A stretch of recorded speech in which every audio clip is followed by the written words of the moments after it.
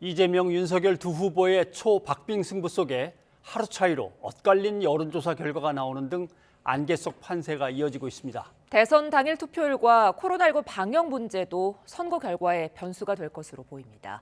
권민석 기자입니다.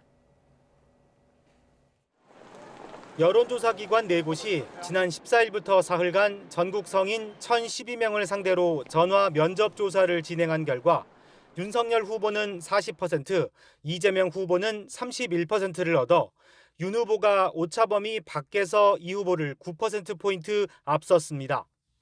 직전 조사보다 윤 후보는 5%포인트 오른 반면 이 후보는 4%포인트 떨어졌습니다.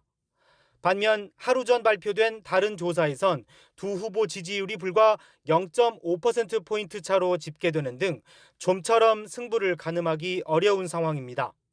민주당은 안철수 후보가 제안한 야권 단일화 기대감으로 격차가 벌어졌을 뿐 단일화 국면이 지나가면 다시 흐름이 바뀔 것으로 전망했습니다. 단일화 이슈가 지금 국민의 관심사가 되면서 지지율 격차가 벌어졌다 이렇게 보여집니다. 이 단일화 이슈의 결론이 나오면 다시 여론조사의 수치 흐름에 변화가 올 것으로 저희는 그렇게 예견하고 있습니다. 반면 국민의힘은 여론조사로도 분위기로도 윤 후보가 우위에 있다고 평가하면서 마지막까지 실수가 나오지 않게 노력할 것이라고 강조했습니다. 지금 우위는 어디까지나 조사상의 우위고 저희들이 감에 의한 우위지 실제 투표 결과는 얼마든지 다르게 나올 수 있는 만큼 굉장히 조심하고 또 더 노력하고 그러고 있습니다.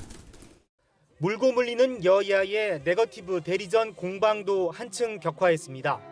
민주당은 윤 후보를 향해 이른바 주술 개입 논란을 거듭 띄웠고 살아있는 소의 가죽을 벗기는 무서운 의식을 진행하는 그런 사람이고 그들이 주관하는 행사에 바로 윤석열, 김건희의 이름이 나란히 걸려 있었다는 거 아닙니까?